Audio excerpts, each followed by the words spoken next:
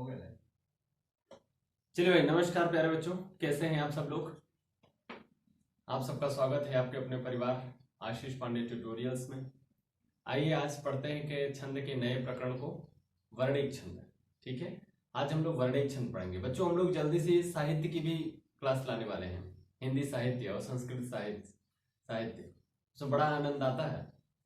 तो वो जो भी साहित्य होंगे, जो भी चीजें होंगी, वो हम लोग शुरू से करेंगे। आज मैं थोड़ा खाना पहले खा लिया हूं, इसलिए हो सकता है आपको थोड़ी सी हिचकी वगैरह सुनाई दे।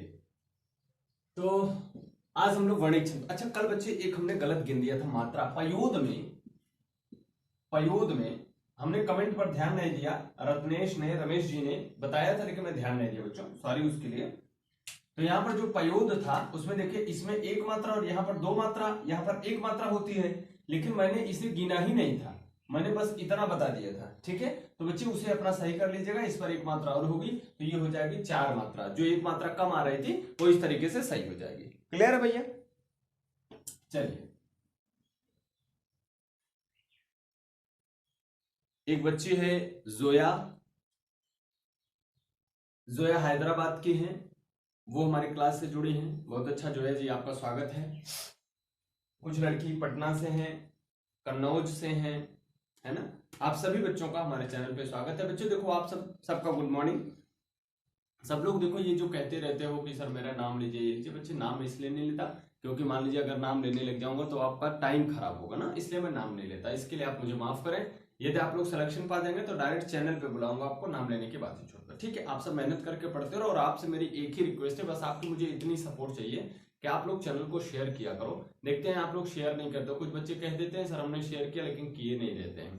तो बच्चे शेयर कर दिया करो। अगर आप सबको लगे कि ठीक है शेयर कर देना चाहिए तो कर दिया करो, नहीं तो वैसे कोई जोर जबरदस्ती नहीं है कि आप शेयर करो ही करो। ठीक है, बाकी चीज कोई दिक्कत की बात नहीं है। जैसे अगर आपको शेयर करने में दिक्कत होती है, हर एक बच्चे के पास दो चार ग्रुप तो जरूर होते हैं। आप अगर दो चार ग्रुप में नहीं डाल पाते तो आप अपना स्टेटस लगा दो, कम से कम दो चार 10 20 50 लोग तो देखेंगे। हो सकता है उसमें एक दो लोग आपके चैनल पे आ जाए और आपके साथ पढ़ने में उनका भी मन लगने लगे। ठीक है, बस मेरा इतना सा आपसे मानना है। चलो आओ देखते हैं। हमने वर्णिक छंद यहाँ पर लिखा हुआ है। आज वर्णिक छंदों के बारे में हम लोग पढ़ेंगे। पहला छंद मैंने बताया था छंद तीन प्रकार के होते हैं। पहला कौन सा छंद बताया था? मात्रिक। दूसरा बताया था वर्णिक, और तीसरा बताया था मुक्त छंद। तो आज जो हम लोग पहले, अभी तक कल की क्लास तक जो हम लोग पढ़ लिए थे वो पढ़ लिए थे मात्रिक छंद, और आज की क्लास में हम लोग जो पढ़ेंगे बच्चे वो पढ़ेंगे क्या? वर्णिक छंद। क्या पढ़ेंगे? वर्णिक छंद। तो वर्णिक छंद क्या होता है, इसे आइए देखते हैं। तो मात्रिक छंद जो होता है उसमें क्या था, उसमें छंद जो था उसमें जो बंधन था वो मात्राओं का बंधन था। ऐसा छंद जिसमें मात्राओं का बंधन होता है उसे हम मात्रिक छंद कहते हैं। अब अगर आपको मैं परिभाषा ना भी बताऊं तो आप वर्णिक छंद बता सकते हैं कि ऐसे छंद जिसमें वर्णों का बंधन होता है। ऐसे छंद जिसमें किसका बंधन होता है? वर्णों का बंधन होता है। अगर वो वर्णों का बंधन होता है तो वो छंद जो कहलाता है वो वर्णिक छंद कहलाता है। आई बात, हमारी बात समझ में? ऐसा छंद जिसमें बंधन वर्णों का होता है उसे हम वर्णिक छंद कहते हैं। ऐसा छंद जिसमें बंधन मात्राओं का होता है उसे मात्रिक छंद कहते हैं। और ऐसा छंद जिसमें न तो वर्णों का बंधन हो और ना तो मात्राओं का बंधन हो उसे हम मुक्त छंद कहते हैं। क्या कहते हैं? मुक्त छंद कहते हैं। कुछ कुछ जगह पे आपको एक उभय छंद के नाम से भी मिलेगा, ऐसा जिसमें मात्राओं का भी रहे और वर्णों का भी रहे। ठीक है, ऐसे कुछ किताबों में देखे गए हैं, लेकिन आप तीन ही मानिएगा, मात्रिक, वर्णिक और मुक्त छंद। ठीक है, तो वर्णिक छंद क्या होगा? ऐसे छंद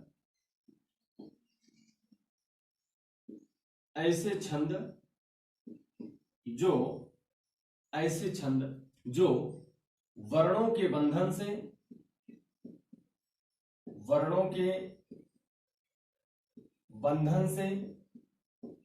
बंधे रहते हैं, वर्णों के बंधन से बंधे रहते हैं,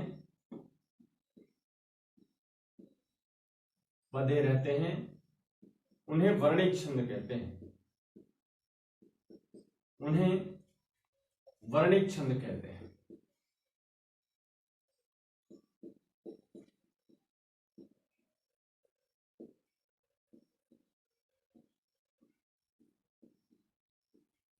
ठीक है, उन्हें क्या कहते हैं? वर्णिक छंद कहते हैं। क्लियर है बात? ठीक है सर, सब कोई दिक्कत है? अच्छा, यहाँ पर है लिखा बच्चों, यहाँ पर थोड़ा कट रहा है, कोई दिक्कत की बात नहीं, ठीक है। तो ऐसे छंद जो वर्णों के बंधन से बंधे रहते हैं उन्हें हम क्या कहते हैं, वर्णिक छंद कहते हैं। या इसी को हम दूसरी भाषा में कहें तो ऐसे छंद ऐसे छंद ऐसे छंद जो वर्णों के आधार पर बांटे गए हैं या पढ़े जाते हैं या लिखे जाते हैं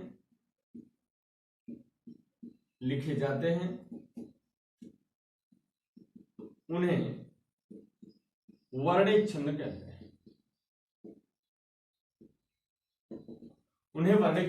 कहते हैं। मतलब अब जो हम मात्रा गिन रहे थे वो मात्रा गिनने की जगह पे अब क्या गिनेंगे हम लोग, अब वर्णिक छंद पे हम लोग वर्ण गिनेंगे। क्या गिनेंगे बच्चों, वर्ण गिनेंगे। अब याद रखिए कि ये दोस्तों जो वर्णिक छंद होता है ये दो प्रकार का होता है। वर्णिक छंद वैसे तो अगर हम लोग देखें तो ये तीन प्रकार का होगा, लेकिन इसे हम लोग दो तरीके से ही बांट के पढ़ेंगे। वर्णिक छंद में हम लोग दो भाग पढ़ेंगे, एक को हम लोग पढ़ेंगे साधारण, एक को पढ़ेंगे साधारण वर्णिक छंद और एक को पढ़ेंगे दंडक वर्णिक छंद। क्या पढ़ेंगे, साधारण वर्णिक छंद और दंडक वर्णिक छंद। क्लियर है हमारी बात। अब साधारण वर्णिक छंद क्या होगा और दंडक वर्णिक छंद क्या होगा। तो साधारण वर्णिक छंद अगर हम लोग देखें तो साधारण वर्णिक छंद वे छंद होंगे जिनमें वर्णों की संख्या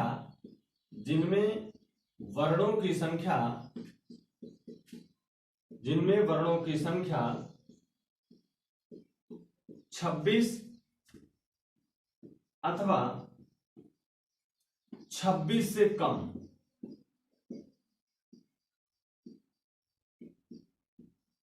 हो गई, 26 अथवा 26 से कम हो गई, उसे साधारण वर्णिक छंद कहेंगे।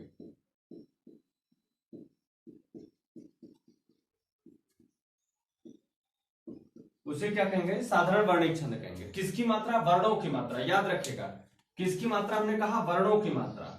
वर्णों की मात्रा जिसमें या तो 26 हो या तो 26 से कम हो, या तो 26 हो या तो 26 से कम हो, ऐसे वर्ण जहां पर मिलेंगे उसे हम लोग साधारण वर्णिक छंद कहेंगे। उसे हम लोग क्या कहेंगे, साधारण वर्णिक छंद। अब जरा अभी बात करेंगे कि कौन कौन साधारण में आते हैं, कौन कौन दंडक में आते हैं, ठीक है। दूसरा हमारे पास है दंडक। दंडक क्या होगा अब तो आप जान ही गए होंगे, जिनमें ऐसे छंद जिनमें वर्णों की मात्रा वर्णों की संख्या 26 से अधिक, कितनी भी हो सकती है, 26 से अधिक होती है,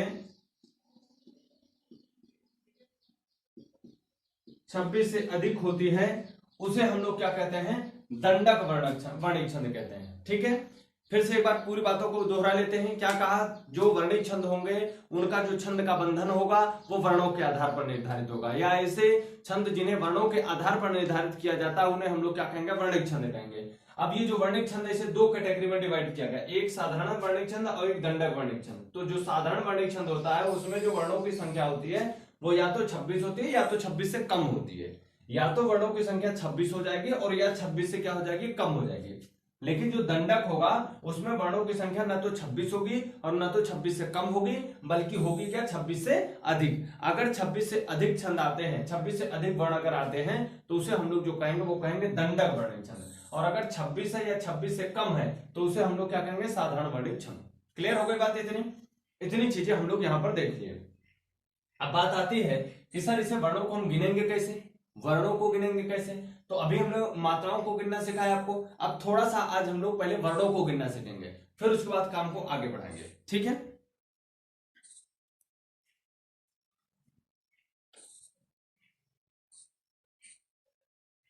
इसे लिख लिए थे ना आप लोग, लिख लीजिए जल्दी से लिखो।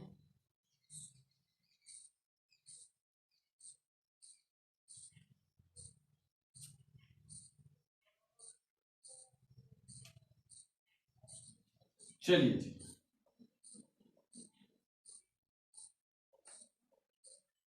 अब हमको गिनना गिनना है, वर्णों को गिनना सीखना है, वर्णों को कैसे गिने। ठीक, तो साधारण सी बातों से समझाऊं आपको और आराम से आप पकड़ते हुए चले जाना, बहुत सरल होता है। इसमें वर्णों को गिनना तो सबसे सरल है, याद रखिएगा। मात्राओं को गिनना थोड़ा सा कठिन था भी, लेकिन वर्णों को गिनना बिल्कुल सरल है। वर्णों को गिनना,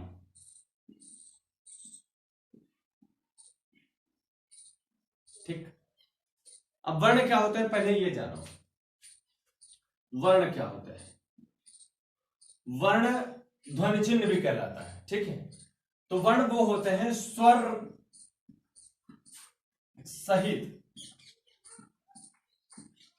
सहित ध्वनि चिन्ह।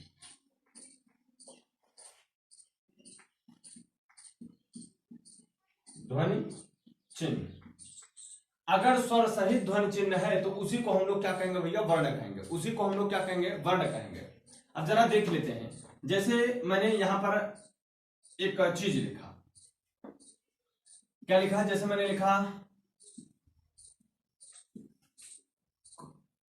और क, ये मैंने दो चीजें लिखी। अब इसमें आपको बताना है कि कौन सा इसमें वर्ण है और कौन सा वर्ण नहीं है, और जो वर्ण नहीं है वो क्या है, ठीक है। ये बात हम लोग देखेंगे। तो इसे अगर आप लोग देखें बच्चों, तो इसमें अगर आप देखेंगे तो इसमें स्वर नहीं है, इसमें स्वर नहीं है। लेकिन यदि इसमें देखेंगे तो आपको इसमें क्या क्या मिलेगा? एक तो ये मिलेगा और एक तो अ मिलेगा, और ये अ जो है वो आपका क्या है? स्वर है। वो आपका क्या है? स्वर है। और ये क्या है? एक चिन्ह है, एक ध्वनि है, ध्वनि चिन्ह है, ठीक। और अगर ये दोनों साथ में मिल जाते हैं तो इसी को हम लोग क्या कहेंगे कि ये क्या है? वर्ण है। ये क्या है? वर्ण है। क्लियर हुई बात? तो इसे क्या कहेंगे? इसे अगर स्वर नहीं है तो इसे क्या कहेंगे? तो इसे हम लोग मेरे दोस्त अक्षर कहते हैं। क्या कहते हैं? अक्षर। अगर इसे अक्षर कहते हैं तो देखो ये दो शब्दों से मिलकर बना है, क्षर और अ उपसर्ग लगा है। अ उपसर्ग लगा है, अ मतलब नहीं, और क्षर मतलब क्षरण होना या कम होना या छोटा होना, कम, छोटा या क्षरण होना, ठीक है जी। ये मतलब ऐसा सिंबल, ऐसा प्रतीक जिससे छोटा कुछ भी ना हो पाए उसे हम लोग क्या कहेंगे? अक्षर कहेंगे। उसे हम लोग क्या कहेंगे? अक्षर कहेंगे। और ऐसा चिन्ह जिसमें स्वर होने के साथ साथ ध्वनि चिन्ह हो उसे हम लोग क्या कहेंगे? वर्ण कहेंगे। क्लियर बात? अब आपके मन में आ रही होगी एक बार कि अच्छा सर, जैसे हम व्य लिख दें तो क्या ये स्वर नहीं है? क्या ये वर्ण नहीं है? आइए जरा देखते हैं। ये अगर हम लोग देखें तो ये एक संयुक्त अक्षर है। क्या है? संयुक्ताक्षर है। और यदि कभी संयुक्ताक्षर आया तो संयुक्ताक्षर में हमने आपको सिखाया है कि संयुक्ताक्षर कैसे बनता है? आधा और पूरा से। आधा प्लस पूरा से। अगर इसमें आधा देखें तो क्या ये जो वह है ये आधा है क्या? आप बोलोगे हाँ। उसके बाद ये यह है, आप बोलोगे हाँ। लेकिन यह तो दो भागों में बटा हुआ है। यह तो दो भागों में बटा हुआ बच्चों। कौन कौन से भाग? एक तो यह और एक तो अ। ये दो भागों में मिलकर के बना है ये, ठीक है। तो अब आप बताओ कि जो वर्ण होगा वो कौन होगा? जिसके अंदर अक्षर होंगे, जिसके अंदर स्वर होगा। तो सही बात में तो ये है, ये वाला एक वर्ण है। लेकिन जब आधा वाला इसी के साथ लगा था तो इस पूरे को ही हम कितने वर्ण मानेंगे? एक वर्ण मानेंगे। कितने वर्ण मानेंगे? एक वर्ण। इसका मतलब एक बात सीख में आई कि जो संयुक्ताक्षर होंगे वो कितने वर्ण गिने जाएंगे? एक वर्ण गिने जाएंगे। संयुक्ताक्षर कितने वर्ण होते हैं? एक वर्ण होते हैं। संयुक्ताक्षर एक वर्ण होते हैं। एक वर्ण होते हैं, ठीक है। तो संयुक्ताक्षर कितने होते हैं भैया? एक वर्ण होते हैं। अगर कोई संयुक्ताक्षर है तो उसे एक वर्ण आप मानेंगे। क्लियर हो गई हमारी बात? ऐसे ही अगर अंक की मात्रा लग के आ जाए, अह की मात्रा लग के आ जाए तो ये सभी किस में आएंगे? संयुक्ताक्षर में आएंगे। संयुक्त मान सकते हैं इन्हें। और इनके लिए भी कितने वर्ण देंगे? एक वर्ण देंगे। जिस पर मात्रा लगी रहेगी वो सब एक वर्णों के अंतर्गत आएंगे। अब देखिए मैं कुछ लिख लिख के आपको समझाता हूं, पहले उसे समझने की कोशिश करें। इसे एक बार आप लोग लिख लें।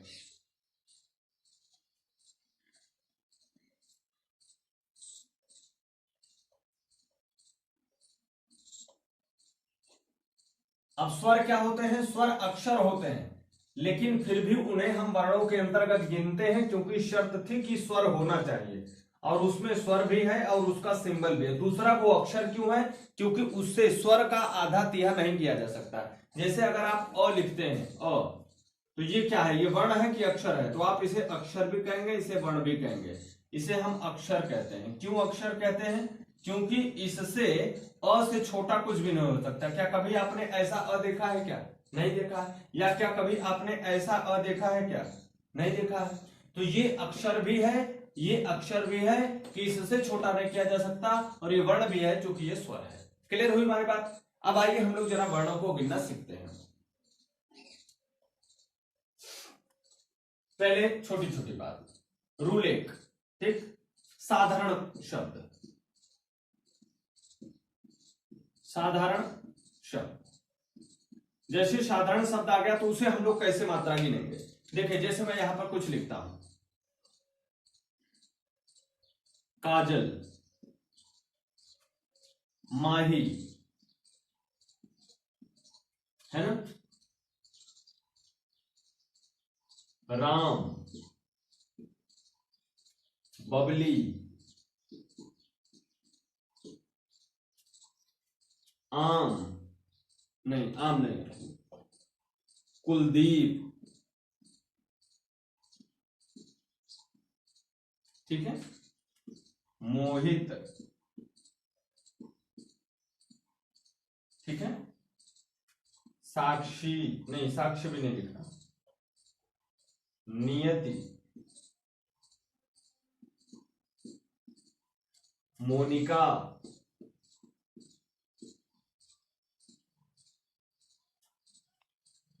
ठीक है। ये हमने 8 शब्द लिखे। इसमें हमको वर्णों को गिनना है। किसको गिनना? वर्णों को। बिल्कुल सरल है। क्या कि एक वर्ण वो होगा जिसमें एक व्यंजन एक स्वर हो, या ऐसा कह सकते हैं कोई एक ध्वनि चिन्ह हो और एक उसमें स्वर लगा हुआ हो, उसमें एक हम लोग उसे क्या कह देंगे? एक उसे वर्ण कह देंगे। जैसे यहां पे अगर हम का को देखें, का को देखें तो एक ये मिलेगा और एक आ की मात्रा मिलेगी। ऐसे ही अगर ज को देखें तो ये मिलेगा ज और एक अ की मात्रा मिलेगी। ऐसे ही अगर हम लोग ल को देखें तो ये मिलेगा ल और इसमें आ की मात्रा मिलेगी। ठीक है, तो जितने स्वर होंगे उतनी वर्ण होंगे। तो यहां पर देखिए, एक स्वर यहां से आपको मिल रहा है, ये आ, तो ये किसके साथ मिल रहा है? ये इसके साथ। तो ये पूरा मिलाकर के एक वर्ण हो गया। अब यहां पे मिल रहा है अ किसके साथ मिल रहा है? ज के साथ। तो ये पूरा मिला के हो गया क्या? ज, एक वर्ण। ये ल वाला जो मिल रहा है वो किसके साथ मिल रहा है? अ के साथ। तो ये दोनों पूरा मिला करके क्या बन गया? एक वर्ण। तो जरा गिनो कितने वर्ण? एक वर्ण ये हुआ, दूसरा वर्ण ये हुआ, और तीसरा वर्ण ये हुआ। तो अगर मैं पूछूं काजल में कितने वर्ण, तो आप कहेंगे कितने वर्ण? 3 वर्ण है। काजल में कितने वर्ण है भैया? 3 वर्ण है। ठीक है, अब अगर काजल में मैं मात्रा पूछूं तो आप कहेंगे का के लिए 2 मात्रा, ज के लिए 1 मात्रा, ल के लिए 1 मात्रा। तो अगर हम कुल मात्रा काजल में पूछें तो आप काजल में कुल कितनी मात्रा कहेंगे? 2 2 4 मात्रा कहेंगे। कितनी मात्रा कहेंगे? 4 मात्रा। क्लियर हुई हमारी बात? बोलिए, इतनी बात क्लियर हुई? एक चीज इसी में और पूछ सकता है, क्या कि इसमें कितने अक्षर हैं? इसमें कितने अक्षर हैं? तो अगर अक्षर की बात गिनेंगे तो देखिए, ऐसे ही तो किया था, क, फिर आ की मात्रा लगाया, फिर ज, फिर इसमें अ की मात्रा लगाया, फिर ल, फिर इसमें अ की मात्रा लगाया। ठीक, अब अक्षर मतलब जो उससे छोटा ना हो सके। अब आप बताइए, इसको क्या क से छोटा कर सकते हो? क्या नहीं कर सकते। आ को ये तो स्वर किया ही नहीं जा सकता। जब को मतलब अब इसमें से जितनी भी चीजें लिखी इससे छोटा नहीं हो सकता। आपके मन में बात आ रही होगी कि सर क से छोटा हो सकता है ऐसे, तो भैया चाहे ऐसे लिखो चाहे हलंत लगा दो, दोनों बात एक ही है। अब ऐसे आप कहेंगे ज के मन में कि ऐसे हो सकता है, तो चाहे आप ऐसे लिखो चाहे ऐसे लिखो, बात एक ही है। ल के मन में चाहे ऐसे लिखो चाहे ऐसे लिखो, दोनों एक ही बात है। क्लियर हुई बात? तो ये आपके मन में नहीं आना चाहिए, ये गंदी बात है। अब देखिए कितने अक्षर हुए, जरा गिनिए। तो ये 1 2 3 4 5 और 6। इसमें अगर अक्षरों की संख्या गिने तो कितने अक्षर है भैया? 6 अक्षर है। बोलिए, इतनी बात सभी बच्चों को समझ में आ गई? वर्ण भी गिनना जान गए, मात्रा भी गिनना जान गए, अक्षर भी गिनना जान गए। क्लियर है? अब इसे अगर हम लोग कहें तो इसे हम ध्वनि चिन्ह कह सकते हैं। ये सब के सब पूरे ध्वनि चिन्ह कहे जा सकते हैं। अब ऐसे माही में गिनिए, देखिए इसे अगर हम देखेंगे तो माँ और ह करके एक बनेगा, माँ और ही करके बनेगा। तो देखिए एक हो गया माँ, यहां से यहां तक माँ, और यहां से यहां तक क्या बनेगा, ही। तो एक वर्ण ये हुआ और एक वर्ण ये हुआ, तो कुल वर्णों की संख्या कितनी है, 2 वर्ण। ठीक है, कुल कितने वर्ण हो पाए यहां पर, 2 वर्ण हो पाए। क्लियर बच्चों। अब अगर यहाँ पे मात्रा गिनना कहेंगे तो आप 4 मात्रा बताएंगे, अक्षर गिनना कहेंगे तो आप कितने अक्षर कहेंगे, 4 अक्षर कहेंगे। क्लियर है। अब यहाँ पर देखिए, यहाँ पर एक वर्ण ये हो गया रा, एक वर्ण हो गया रा, और एक वर्ण हो गया ये आपका म, एक वर्ण हो गया आपका म। तो कितने वर्ण हुए यहाँ पर, 2 वर्ण। कितने वर्ण हुए मेरे सरकार, 2 वर्ण। ऐसे यहाँ पर देखिए ब में एक, ब में एक, ली में एक, तो कितने वर्ण हुए, 1 वर्ण, 2 वर्ण, 3 वर्ण। तो कितने वर्ण हुए यहां पर भी, तो आप कहेंगे सर 3 वर्ण यहां पर है। ठीक है ना, एकदम बात समझ पा रहे हैं, ये 3 वर्ण। अब आइए जरा यहां पर गिने, ये देखिए क्या लिखा है, कुलदीप। तो इसमें एक मात्रा 1 हो गया, ये 2 हो गया, और ये हो गया 3, और ये हो गया कितना, 4। तो एक वर्ण ये हो गए, दूसरा वर्ण ये हो गए, और तीसरा वर्ण ये हो गया, चौथा वर्ण हमारा ये हो गया। तो कुल कितने वर्ण है इसमें, तो आप कहेंगे कि इसमें कुल कितने वर्ण है सर, 4 वर्ण है। कितने वर्ण है, 4 वर्ण है। अब देखिए यहां पर मोहित में एक ये माही था, सॉरी ये माही है और ये मोहित है। मोहित में क्या हुआ, देखिए एक ये, देख रहे हो ना, बोलो सब देख रहे हो कि नहीं, क्या लिखा है मोहित। और इसमें देखना यहां पर देखो कितने हैं, 1 वर्ण, और यहां पर देखो कितने हैं, 1 वर्ण ये, 2 वर्ण, और यहां पर 1 वर्ण ये, 3 वर्ण। तो माही में कितने वर्ण, 2 वर्ण, और मोहित में कितने वर्ण, 3 वर्ण, 1 2 और ये 3। तो कितने वर्ण हुए, 3 वर्ण। सही है ना।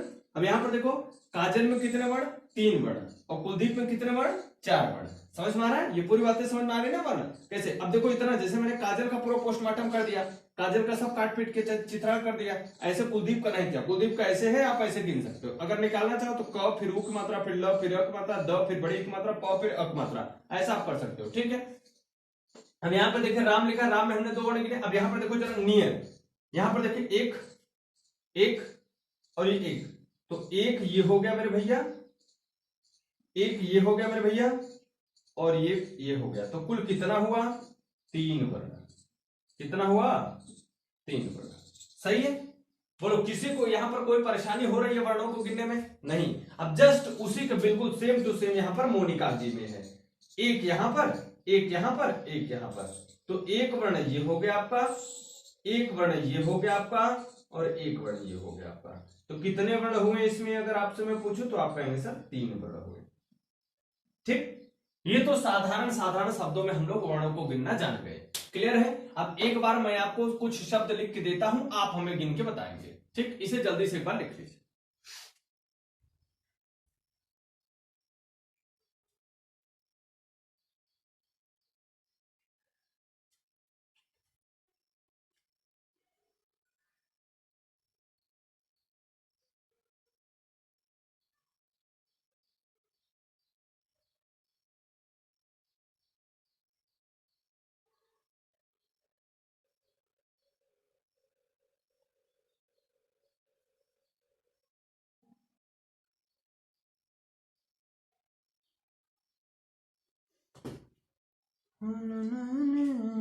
सजा पौने प्यार कैला के हो दादा, सजा पौने प्यार कैला के। हो गया भैया, हो गया। आइए कुछ आपके लिए शब्द देता हूं, साधारण शब्दों में आप लोग हमें जल्दी जल्दी से मात्रा गिनेंगे। एक भी बच्चा अगर कमेंट नहीं करेगा तो समझ लो आपको माई माई थुइया है। सब बच्चे कमेंट करोगे, ये याद कर लेना, नहीं तो कसम दिया हूं सोच लेना भाई। फिर तो सब लोग कसम का पालन करो, और सब लोग हमको वर्णों को गिन गिन के बताओ। देखता हूं कितना अच्छा आप लोग वर्ण गिनते हैं और कौन सबसे पहले वर्ण बताता है। चलो मैं लिखता हूं शब्द को, मैंने लिखा चालाक, राजेश, मनीषा,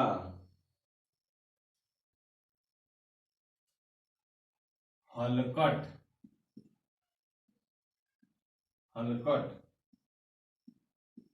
और हर, मर मर, कल कलाहट, कल कलाहट,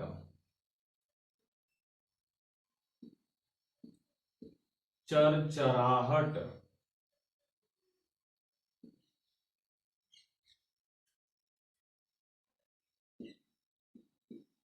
किराता, किराता नाम हेतु।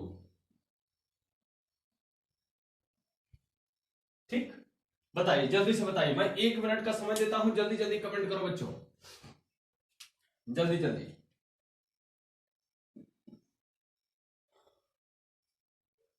जल्दी जल्दी करो, जल्दी जल्दी। चालाक, राजेश, मनीषा, हलकट, अरहर, मरमर, कलकलाहट, चरचराहट, किराता नाम हेतु। एक्चुअली मैं किरातार्जुनियम लिखने वाला था, लेकिन इसलिए नहीं लिखा क्योंकि अभी उसकी मात्रा, उसका वर्ण गिनना नहीं बताया। तो जल्दी से इसमें वर्णों को गिन के बताइए, फिर आपको आगे मैं बताना शुरू करता हूं।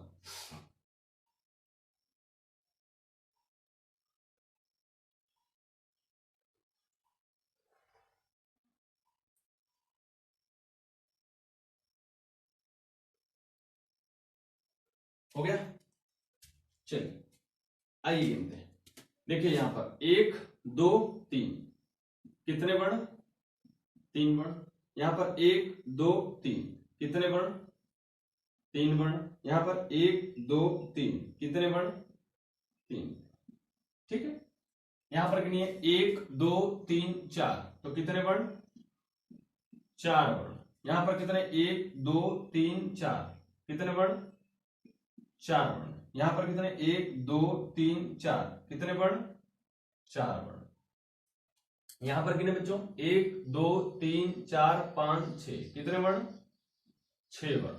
ठीक है, यहां पर 1 2 3 4 5 6, कितने वर्ण? 6 वर्ण। ठीक, यहां पर देखिए थोड़ा बड़ा है, 1 2 3 4 5 6 7, कितने वर्ण? 7। आसान है कि नहीं? एकदम आसान सी बात है। अब थोड़ी सी आगे लेवल पे हम लोग सीखते हैं। मान लीजिए अगर संयुक्त अक्षर आ जाए तब उसको कैसे गिनेंगे? संयुक्त अक्षर,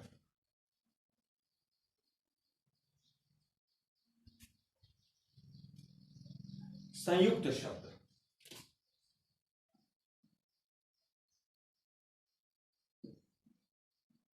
संयुक्त शब्द मतलब अब इसमें आधा और पूरा मिले हुए होंगे ना। संयुक्त शब्द क्या होगा? जिसमें आधा और पूरा क्या हो बच्चों? मिले रहे, उसे हम लोग संयुक्त शब्द कहेंगे। ठीक है, जैसे आप लोगों ने देखा होगा बरसात के समय पे एक मेढक के ऊपर दूसरा मेढक बैठा रहता है, तो ये मेढक दोनों क्या रहते हैं? संयुक्त रहते हैं। ठीक है, मतलब एक दूसरे के साथ मिले हुए रहते हैं। जब एक दूसरे के साथ मिले रहते हैं तो उसे हम लोग संयुक्त कहते हैं। तो ऐसे ही संयुक्त जब आ जाए तो उसे एक बात आप याद रखना, नोट, कि संयुक्त अक्षरों के लिए, संयुक्त अक्षरों के लिए, संयुक्त अक्षरों को एक ही वर्ण माना जाता है।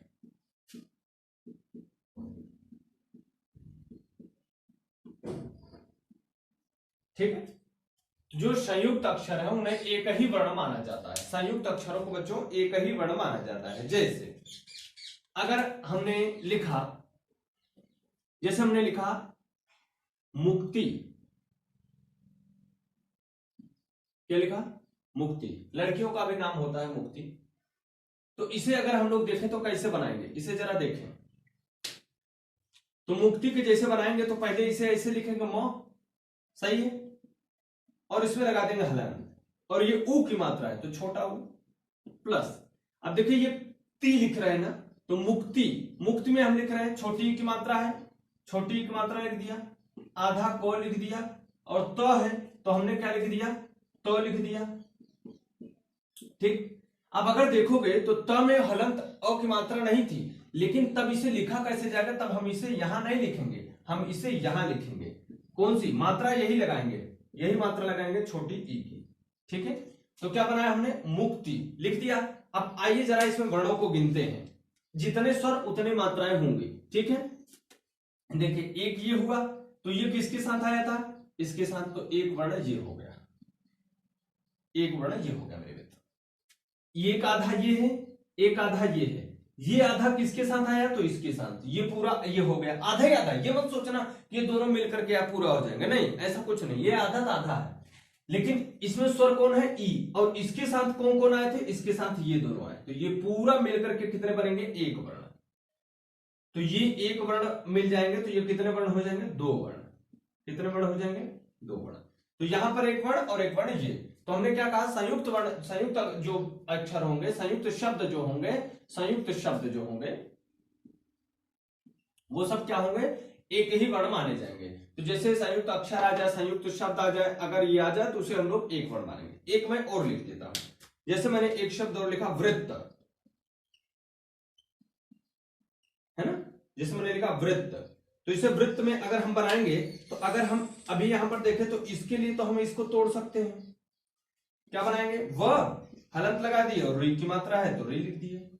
अब यहां पर त अगर हम लिखेंगे, तो पहले देखो एक ये वाला त है, इसमें मात्रा नहीं थी, फिर उसके बाद एक त ये पूरा था, तो अगर इसके अंदर से मात्रा निकाल लेंगे तो ये कुछ इस तरीके से बनेगा। सही है, हमने कहा जितने स्वर उतने वर्ण। तो यहां पर देखिए, एक यहां पर ये री आया है, और री किसके साथ आया है, वो के साथ, तो एक वर्ण ये हो गया। अब यहां पर एक स्वर और क्या आया है, अ, और अ के साथ कौन आया, त, और त के साथ कौन आया, ये वाला त, तो ये सब मिलकर के एक वर्ण बना देंगे। सही है, तो इसमें कितने वर्ण हो गए आपके, तो इसमें भी हो गए आपके दो वर्ण। बोलो सही हुआ, कोई दिक्कत यहां पर, इतनी बात सबको सुनना रही है, जल्दी से इसे बता दिए समझ में आ गया हो तो देखिए, अब जैसे मैंने लिखा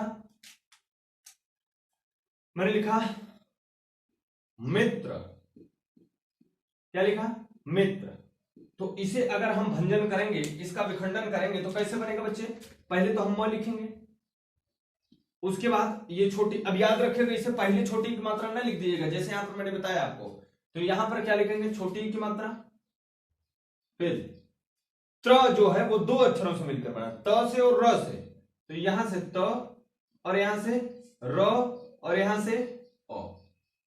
क्लियर है, अब जितने स्वर उतने वर्ण, तो यहां से देखिए आपको क्या मिलेगा, अ, इसके साथ र, इसके साथ त, ये पूरा मिलकर के कितने, एक वर्ण।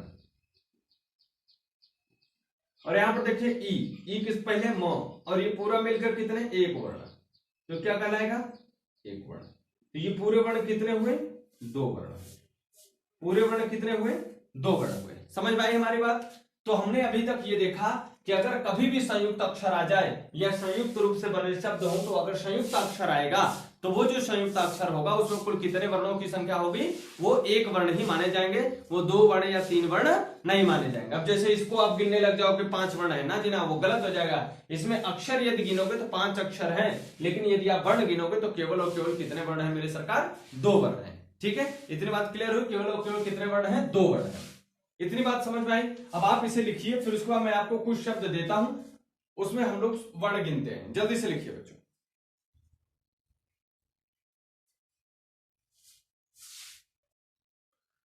लिख लिए, आइए मिटाते हैं। तो संयुक्त अक्षर में एक ही मानेंगे ना, एक वर्ण मानेंगे, बस स्वर होना चाहिए। पता लगा आधा ही आधा हो गया तो स्वर नहीं मानेंगे। ठीक, देखिए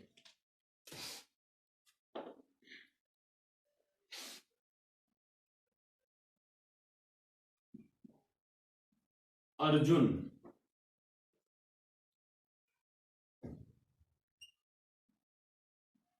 चुन्नू,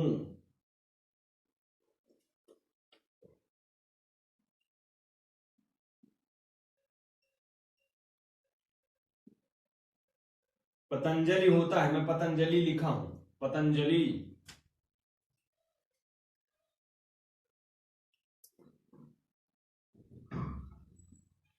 सूत्रधार,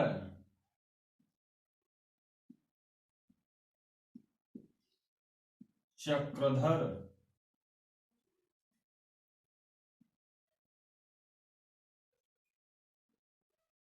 मर्दानी,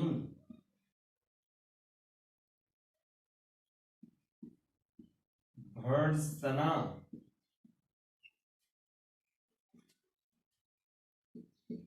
ज्योत्सना,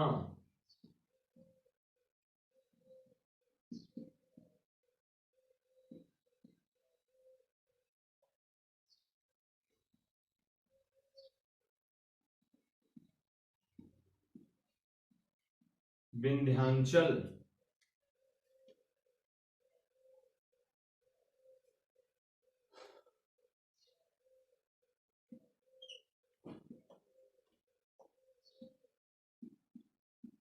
मणिकर्णिका,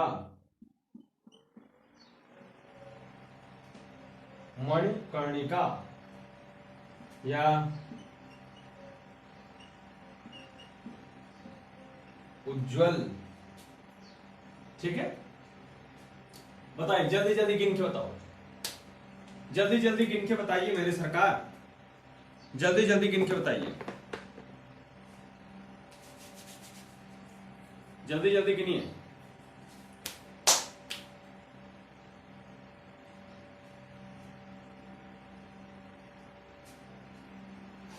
जल्दी गिनो बच्चों, आज हम लोगों को वर्णों को गिन लेना। क्लास थोड़ी लंबी हो जाए तो घबराना मत, थोड़ा सा 10 मिनट से 15 मिनट का मैं आपको रेस्ट हमेशा दूंगा, ये बात आप याद रखना, 10-15 मिनट का आपको रेस्ट दूंगा।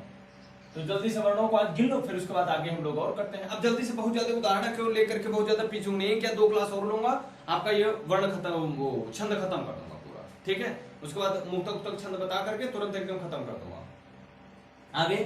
फिर उसके बाद हम लोग अलंकार पढ़ेंगे। ठीक है, अलंकार, उसके बाद बीच बीच में कहीं कहीं कभी कभी साहित्य भी आपको पढ़ाता रहूंगा, साहित्य की भी कुछ चीजें पूछी जाती हैं तो साहित्य भी पढ़ते रहिएगा उसमें। ठीक है, तो दोनों चीजें आपके साथ मिलती रहेंगी।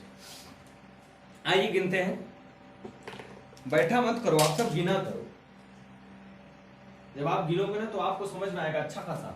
देखिए अर्जुन है, ये तो अ है, एक वर्ण, जू में चाहे जितना टेढ़ा मेढ़ा लगा रहे कोई दिक्कत नहीं, ये तो ये हो गया 3 वर्ण।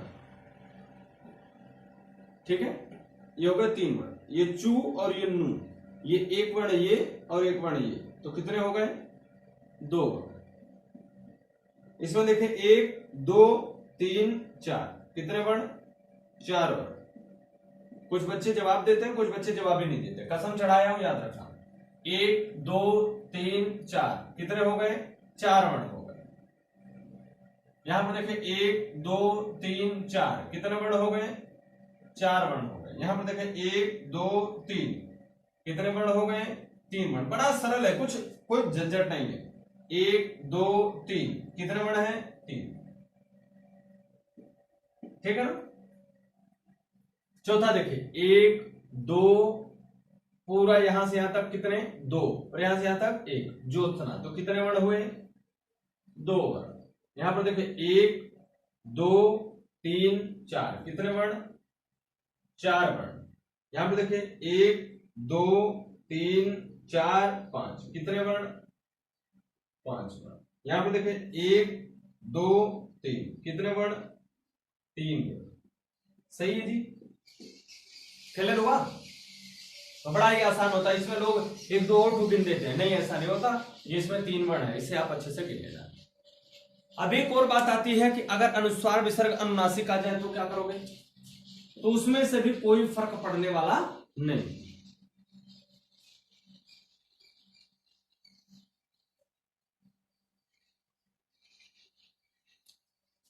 ठीक, तो तीसरा नियम है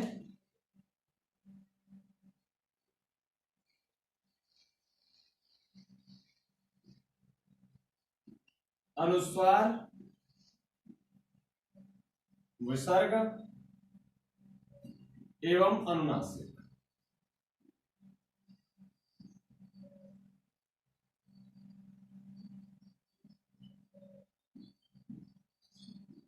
ठीक।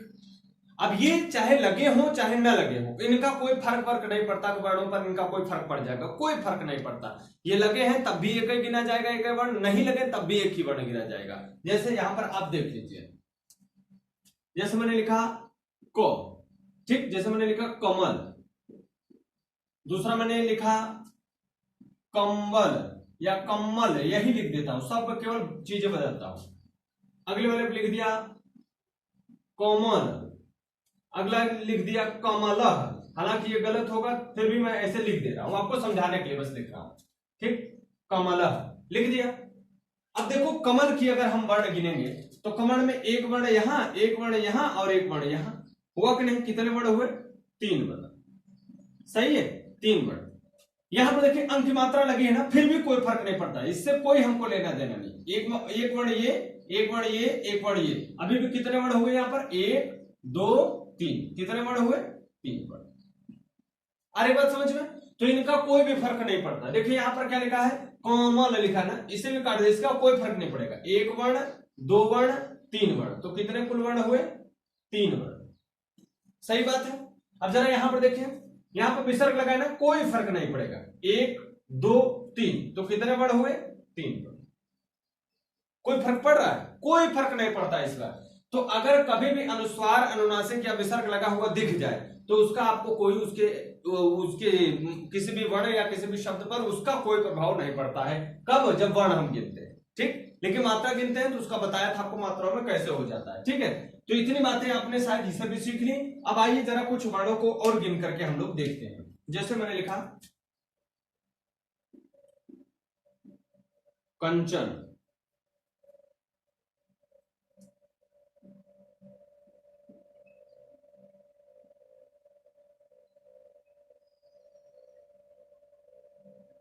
शत्रुघ्न,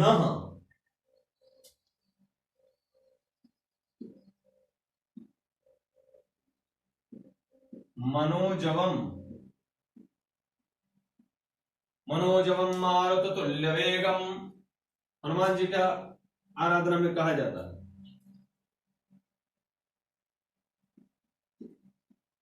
शांताकारं भुजगशयनम,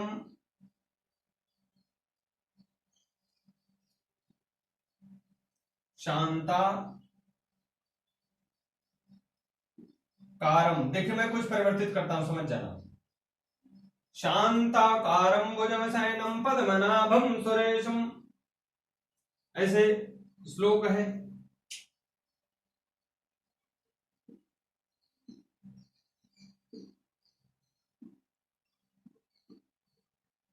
चतुर्भुजः,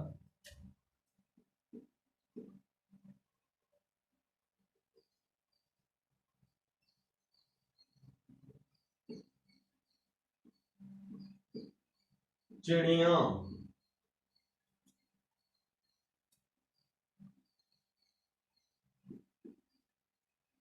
कर्तव्यः,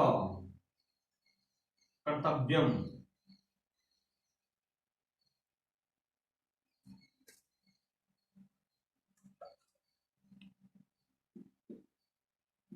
बेटियां,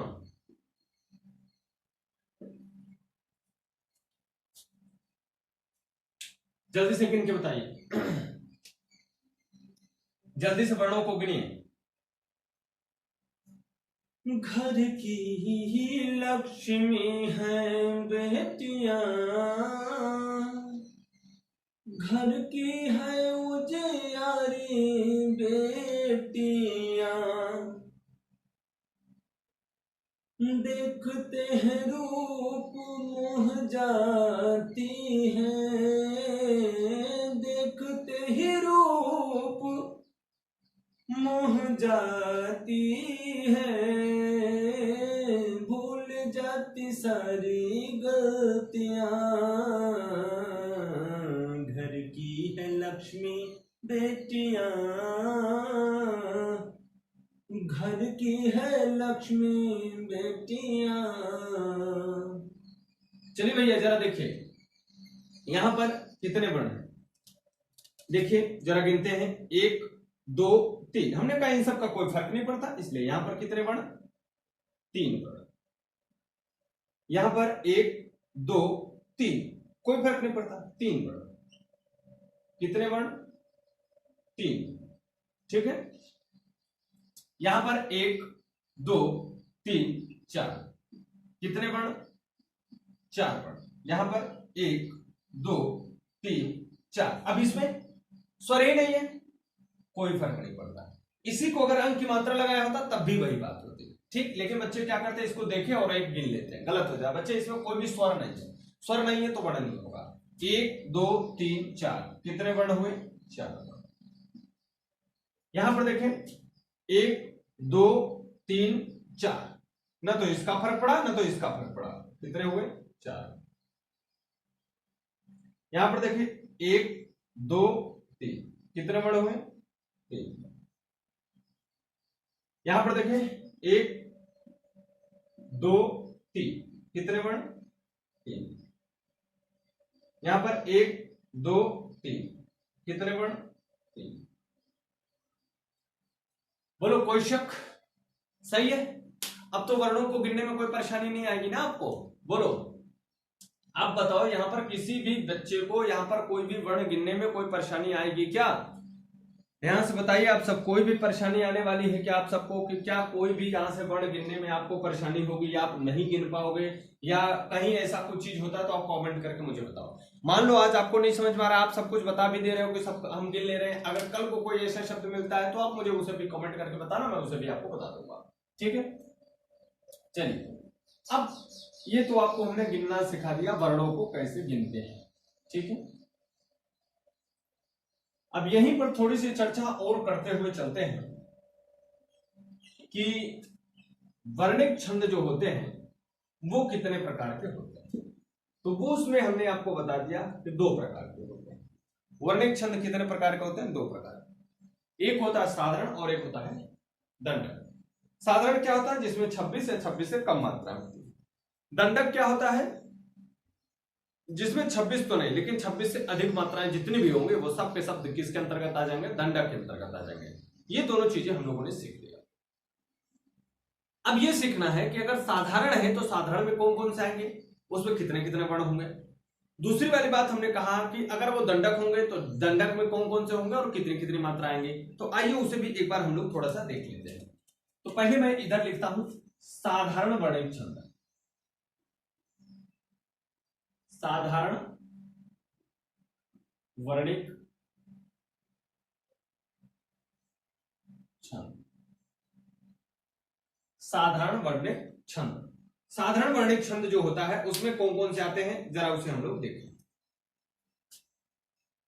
तो एक आता है प्रमाणिक। प्रमाणिक आता है, इसमें कुल वर्णों की संख्या जो होती है वो होती है 8 वर्ण। ठीक है। दूसरा है मालिनी।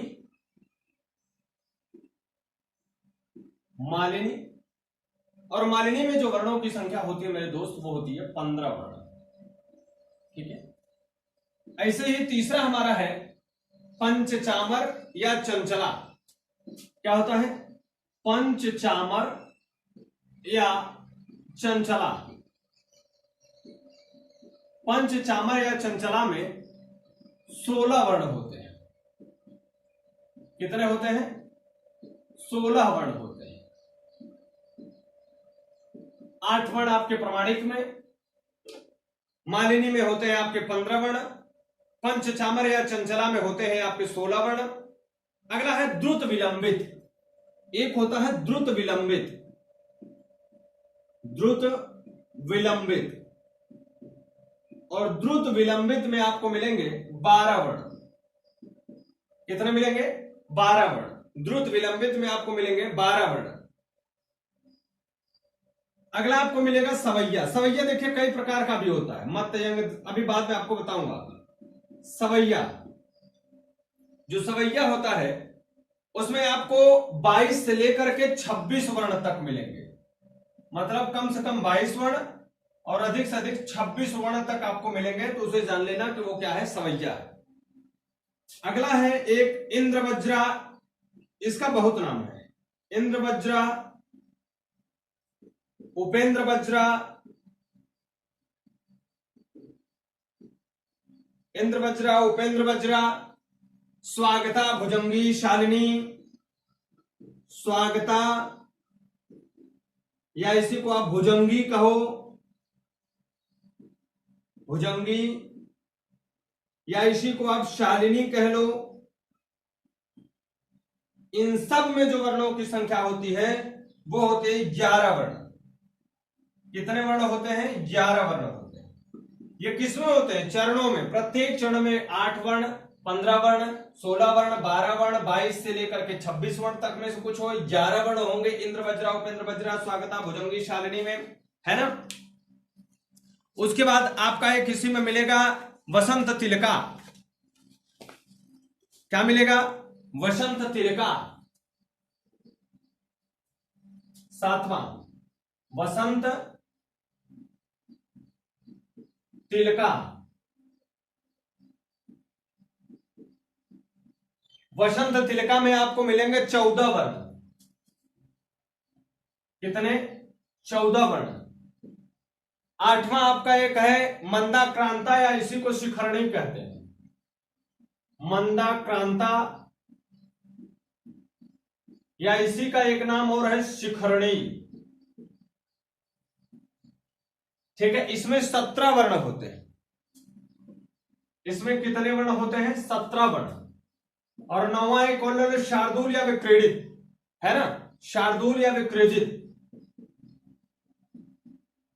शार्दूल या विक्रीडित, विक्रीडित भी लिखा हुआ मिलता है। विक्रीडित, विक्रीडित या विक्रीडित, इसमें 19 वर्ण होते हैं। इसमें कितने वर्ण होते हैं? 19 वर्ण होते हैं। प्रत्येक चरण में 19 वर्ण होते हैं। तो ये कुछ मुख्य हैं, होने को तो बहुत होते हैं, इसमें बहुत सारे हैं। अभी जिसको मैं बहुत ज्यादा नहीं बता रहा हूं, जितने इंपॉर्टेंट है बस उतना आपको बता रहा हूं। जैसे इसमें एक मदिरा भी आता है, तोटक आता है, वंशस्थ आता है ना। ये सभी बहुत सारे भी आते हैं, लेकिन वो सब परीक्षाओं में पूछे नहीं गए। तो वो पूछे नहीं गए तो उसको बताना मूर्खता होगी, इसलिए मैं उस चीजों पर बहुत ज्यादा डिस्कस नहीं कर रहा। तो अगर बाद में अगर आप सबको जरूरत होगी कहेंगे तो आप सबको उस पर भी मैं क्लास लेकर के उसे भी बता दूंगा। लेकिन इसमें इतने जो है वो जरूरी है, उसमें से सबसे ज्यादा जरूरी ये मंदाक्रांता, शिखरणी है या वसंत तिलका है। इधर देखेंगे सवैया है, विलंबित है, प्रमाणिक है, ऐसे ये इंद्र वज्रा, उपेंद्र वज्रा है। ये ज्यादा जरूरी है, बहुत इंपॉर्टेंट होते हैं परीक्षाओं की दृष्टि से, सबसे अधिक पूछे गए इसमें। बाकी तो बहुत अधिक पूछे नहीं गए, अगर अधिक पूछे गए नहीं तो उस पर आप लोग फालतू अपना समय बर्बाद करें, ऐसा मुझे उचित नहीं लगता। तो इसे आइए एक बार हम लोग रिवाइज कर लेते हैं, फिर आगे बढ़ जाते हैं। तो मैंने कहा प्रमाणिक जो छंद होता है, प्रमाणिक जो साधारण वर्णिक छंद होता है उसमें 8 वर्ण होते हैं प्रत्येक चरण में। जो मालिनी होता है उसमें 15 वर्ण होते हैं। पंचचामर या चंचला होता है उसमें 16 वर्ण होते हैं। याद रखिएगा, चौपाई में भी होते हैं लेकिन वो 16 मात्रा है और ये क्या है? ये 16 वर्ण है। ये दोनों बातें याद रखेंगे, गड़बड़ हो जाएगा। तो पंचचामर या चंचला में कितने वर्ण होते हैं? 16 वर्ण होते हैं। द्रुत विलंबित में आपके 12 वर्ण होते हैं। सवैया में आपके 22 वर्ण से लेकर के 26 वर्ण तक होते हैं। ठीक है, किसी में 22 मिलता है, किसी में 24 मिलता है, किसी में 25 मिलता है, किसी में 26 मिलता है, तो उसको आपको मैं बताऊंगा एक। इंद्र वज्रा, उपेंद्र वज्रा, स्वागता, भुजंगी और शालिनी, ये सब एक ही तरीके से होते हैं और सब में 11-11 वर्ण होते हैं।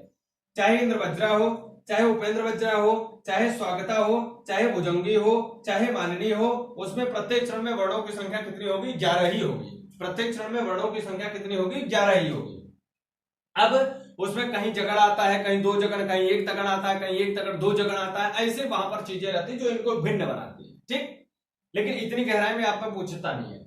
अगला है 7वां वसंत तिलका। वसंत तिलका में जो वर्णों की संख्या मेरे भैया वो होती है 14 वर्ण। वो प्रत्येक चरण में कितने वर्ण होती है? 14 वर्ण होते हैं। दूसरा है मंदाक्रांता या शिखरणी। मंदाक्रांता या शिखरणी जो है उसमें 17 वर्ण होते हैं। प्रत्येक चरण में 17 वर्ण होते हैं।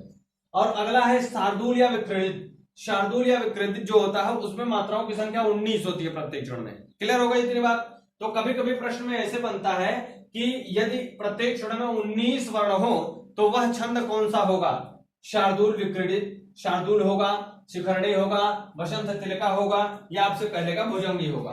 तो आपका वहां पे जवाब क्या होगा? आपका वहां पे आंसर होगा शार्दूल, या वहां पे अगर ऑप्शन में विक्रीडित रहे तो विक्रीडित लगा सकते हैं। ठीक है, तो ये इस तरीके से प्रश्न पूछे जाते हैं। या ऐसा कोई आपको उदाहरण दे देगा जिसमें से कहेगा बताइए कौन सा छंद है, तो वहां पर आप उसे आराम से बता सकते हैं कि वो कौन सा छंद है ना।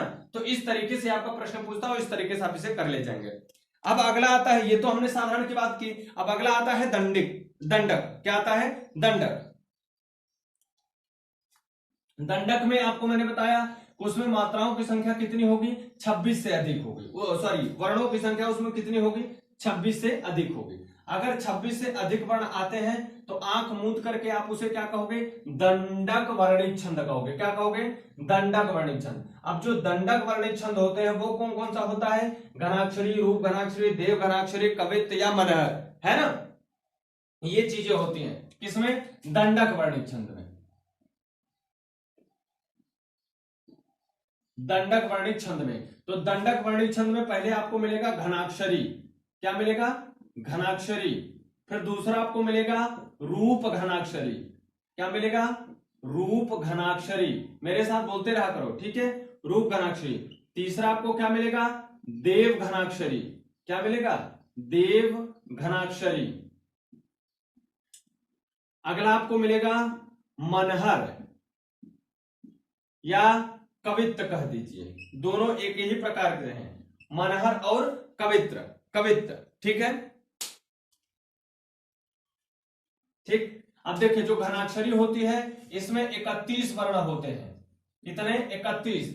रूप घनाक्षरी में 32 वर्ण होंगे, कितने वर्ण, 32 वर्ण। देव घनाक्षरी में कितने, 33 वर्ण होते हैं, कितने, और मनहर या कवित्त में जो होता है उसमें भी कितने वर्ण होते हैं, 31 वर्ण। अब आपके मन में एक बात आएगी, सर अगर आप बताइए कि आपने कहा घनाक्षरी में भी 31 वर्ण होंगे और मनहर में भी 31 वर्ण होंगे, कवित्त में भी 31 वर्ण होंगे, तो हम कैसे पहचानेंगे कि वो घनाक्षरी है, कवित्त है या मनहर है। तो एक बात याद रखना, जब ये कवित्त या मनहर होगा तो उसको 16 और 15 वर्णों पर, 16 तथा 15 वर्णों पर, 15 वर्णों पर यति लगी होगी, वर्णों पर यति लगी होगी, वर्णों पर क्या लगी होगी, यति होगी, क्या होगी, यति होगी। मतलब अगर आप 16 वर्ण गिन लोगे तो वहां पर एक आपको विराम मिल जाएगा और 15 वर्ण गिनोगे तो फिर से आपको एक विराम मिल जाएगा। तो हमने यही सिखाया आपको कि अगर कभी मनहर या कवित्त आएगा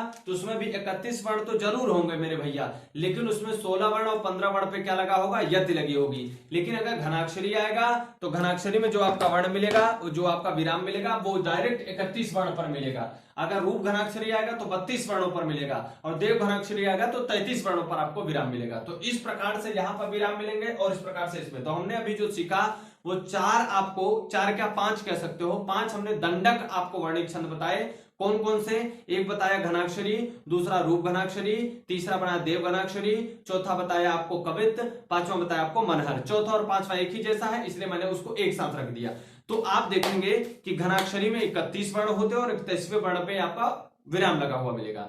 रूप घनाक्षरी में 32 वर्ण मिलेंगे, 32 पर आपको विराम मिलेगा। देव घनाक्षरी में 33 वर्ण मिलेंगे और 33 पर आपका विराम लगा रहेगा। लेकिन जैसे कवित्त या मनहर में आते हैं तो 31 वर्ण तो जरूर मिलेगा, लेकिन उसमें 2 जगह आपको विराम मिलेगा, एक तो 16 वर्ण पे मिलेगा और एक आपको 15 वर्ण पे मिलेगा। जैसे हमने आपको आल्हा या वीर छंद बताया था तो उसमें कहा था ना 16 मात्रा और 15 मात्रा पर यति होती है, क्योंकि 31 मात्राएं होती है वहां पर, तो ऐसे वहां पर मात्रा में होती थी, लेकिन यहां पर किस पे लगेगी, वर्णों पर लगेगी। क्लियर हुई हमारी बात। तो आज हम लोगों ने जो सीखा वो सीखा कि छंद, जो वर्णिक छंद होता है क्या होता है, उसके प्रकार कितने होते हैं, कौन कौन सा वर्णिक छंद है ये सीख लिया। और उसके बाद एक हमने और सीख लिया, क्या सीखा बच्चे आपके साथ, हमने ये सीखा कि वर्णों को कैसे गिनते हैं।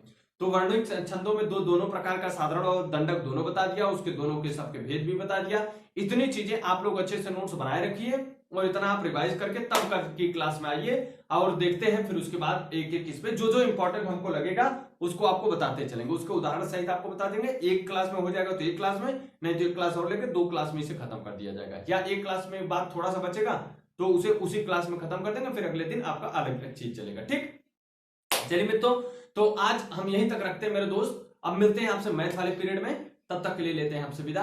तो आप सब भी लंच वगैरह कर लीजिए, फिर उसके बाद आज तो मैं लंच वगैरह कर ही लिया हूँ, उसके बाद डायरेक्ट क्लास में आ जाऊंगा, तब तक थोड़ा सा रेस्ट कर लूंगा, उसके बाद फिर अगली क्लास में। ठीक है बच्चों, चलिए मिलते हैं मैथ्स में आपको, बाय बाय।